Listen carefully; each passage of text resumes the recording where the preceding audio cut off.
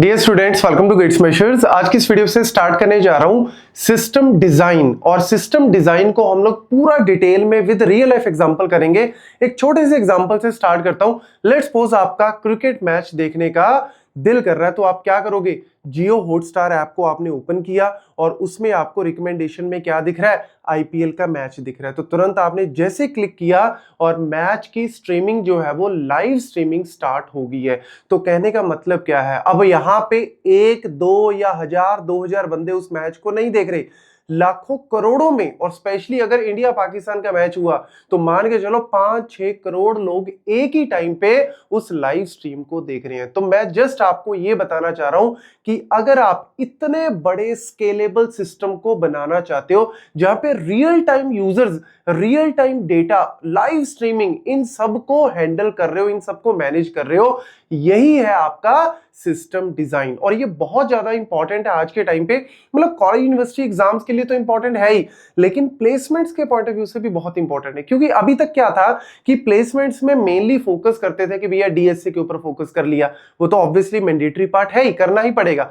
Language के ऊपर focus कर लिया, वो भी जरूरी है। प्रोजेक्ट्स के ऊपर फोकस कर लिया, वो भी जरूरी है। लेकिन साथ ही साथ अब पिछले कुछ टाइम से स्पेशली स्टार्टअप्स में या बड़ी कंपनीज में सिस्टम डिजाइन के ऊपर बहुत ज्यादा बात की जाती है और इसके बारे में पूछा जाता है। जैसे एग्जांपल के तौर पे आपको मैंने यहाँ पे थोड़ा सा डिजाइन करके बताया है कि भैया जियो हॉटस्टार का अगर मुझे पूरा सिस्टम डिजाइन करना हुआ तो वो कैसे करेंगे। अभी दिखने में थोड़ा सा डेंजरस लगेगा, बट जब आप इसको पूरा सीख लोगे तो आप चुटकियों में ये सारी चीज कर सकते हो। नॉट इवन हॉटस्टार, आप डेली कितनी एप्लीकेशंस को यूज कर रहे हो यार। आप खाने से रिलेटेड, ट्रैवलिंग से रिलेटेड या फिर पेमेंट से रिलेटेड बहुत सारी एप्लीकेशंस को, ऑनलाइन कंटेंट के लिए देखो कितनी एप्लीकेशंस को यूज कर रहे हो। तो हर एक को आप प्रॉपर्ली डिजाइन कर सकते हो और हम इस पूरे कोर्स में इनको एक एक करके डिजाइन भी करेंगे। लेकिन सबसे पहले अगर मैं बात करूं इस पूरे सिस्टम डिजाइन की, आपके दिमाग में आ गया होगा कि सर ठीक है, अगर मेरे को बिहाइंड द सीन देखना है कि भैया मैंने अपना एप्लीकेशन ओपन की, मैंने क्लिक किया और मैच तुरंत चल गया,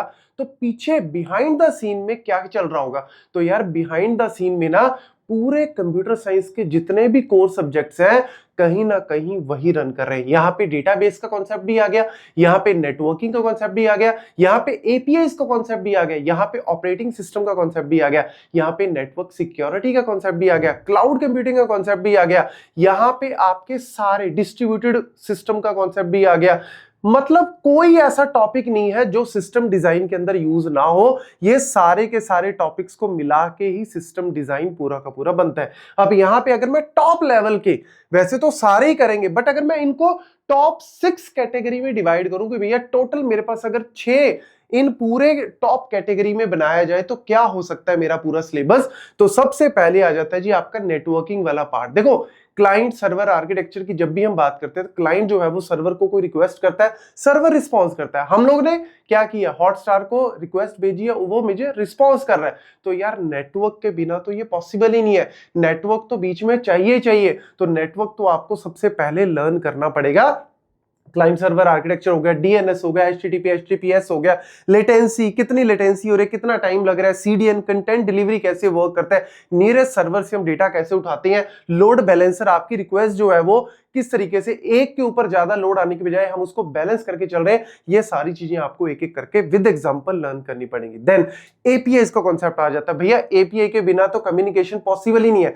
नेटवर्क ने आपको जोड़ दिया, लेकिन बातचीत कैसी होगी? बातचीत होगी एपीआईज के थ्रू। तो एपीआईज जो है वो हेल्प करती हैं पूरा कम्युनिकेट करवाने में, ताकि सर्वर से क्लाइंट तक आपका जो है वो, चाहे वो रेस्ट एपीआईज हो गया, एचटीटीपी मेथड्स हो गए, स्टेटस कोड्स हो गए, वेरियस ऑथेंटिकेशन हो गया। सबसे पहले लॉगिन करते हैं, एक उसका कोड जाता है, फिर उसके बाद मेरे को ऑथराइजेशन मिलती है, फिर मेरे को रिकमेंडेशंस आती है, फिर मैं क्लिक करता हूं तो वो मेरे को डेटा को डिलीवर किया जाता है, सारा एपीआईज के थ्रू जो है वो कंट्रोल। देन डेटाबेस, भैया आपके इतने सारे यूजर्स का डेटा सेव करेगा या नहीं करेगा? ऑब्वियसली सेव करेगा।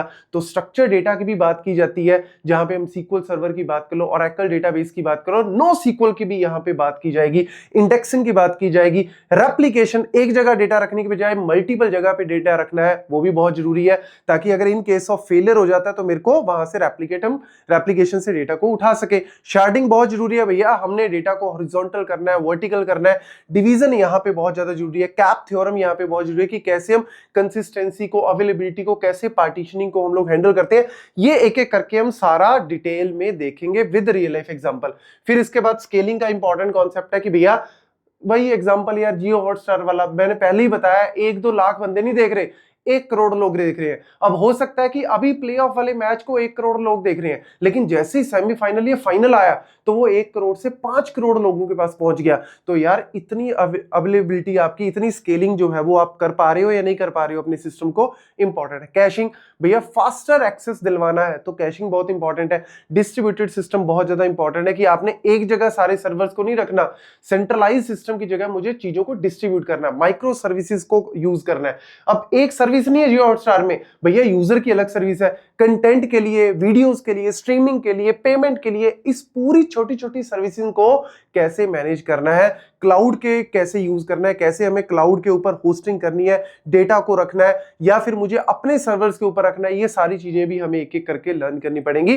तो ये मैं जस्ट आपको एक ओवरव्यू दे रहा हूं कि भैया सिस्टम डिजाइन को लर्न करना बहुत जरूरी है। और सिस्टम डिजाइन में बाय डिफॉल्ट कंप्यूटर साइंस के मेन सारे सब्जेक्ट्स आ ही जाएंगे, तो आपको वो भी कॉन्सेप्ट आ गए, प्लस पूरा का पूरा सिस्टम को डिजाइन करना भी आ जाए।